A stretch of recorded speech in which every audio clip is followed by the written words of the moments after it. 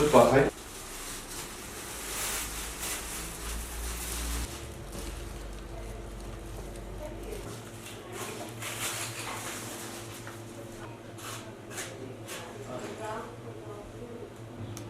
Evet.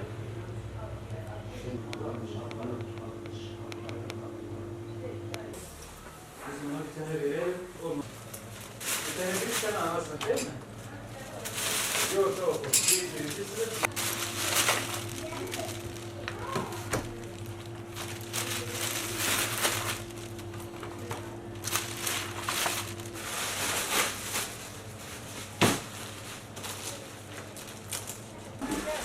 Al bakalım.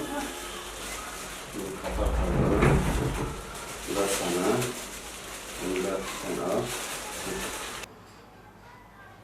Bizler Bingöl Umut Kervanı İnsani Yardım Eğitim ve Kültür Derneği olarak 2019-2020 eğitim sezonu için okula başlayacak olan öğrencilerimiz için Bingöl'de kırtasiye yardımı yapıyoruz şu anda Bingöl Umut Kervanı Derneği olarak.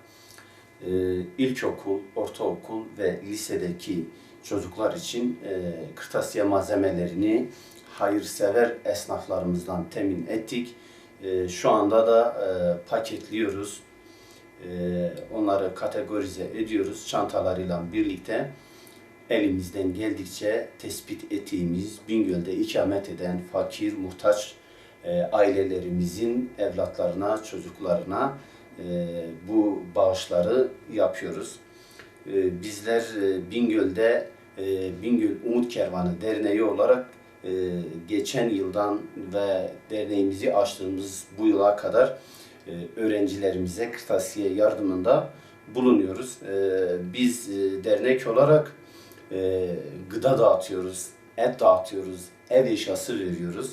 Bilumum farklı ihtiyaçları gidermek için elimizden geldikçe muhtaç olan ailelerimizin sıkıntısını gidermeye çalışıyoruz. Fakat burada şunu belirtmek istiyorum.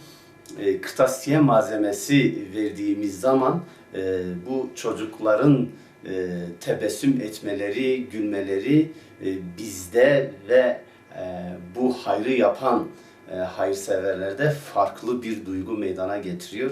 Gerçekten de onların o gülüşleri, ihtiyaçları belli ki ihtiyaçları çok ve heyecanlı olan bu kardeşlerimizi biz bir an evvel sıkıntılarını hayırsever kardeşlerimizin yaptığı bağışlarla biz gideriyoruz. Kırtasiye yardımı biraz daha renklilik oluşturuyor, biraz daha güzellik oluşturuyor. Bunun için her zaman çağrı yapmışız hayırsever kardeşlerimize.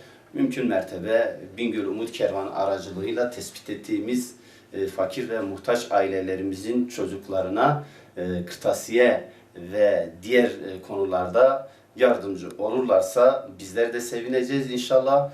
Bu yetim ve öksüz olan çocuklarımız da Allah'ın izniyle sevinecek. Hedefimizde 200-250 civarında öğrenciye kırtasiye malzemesi ulaştırmak var hedefimizde. Şu ana kadar 170 tane öğrencimizin kırtasiye malzemesini temin ettik. Halen de vermeye devam ediyoruz. Cenab-ı Allah bu yardımda bulunan kardeşlerimizin, hayırseverlerimizin hayrını kabul etsin. Herkesten Allah razı olsun diyoruz Bingöl Umut Kervanı Derneği olarak. Kırtasiye malzemelerimizin içeriğinde öncelikle çanta bulunuyor. Tabii başta söylediğimiz gibi ilkokul öğrencilerimiz için resim defteri, boya çeşitleri, kalem çeşitleri, silgi vesaire. Ortaokul öğrencileri için ise büyük defterler, renkli büyük defterler, çok amaçlı defterler bulunuyor.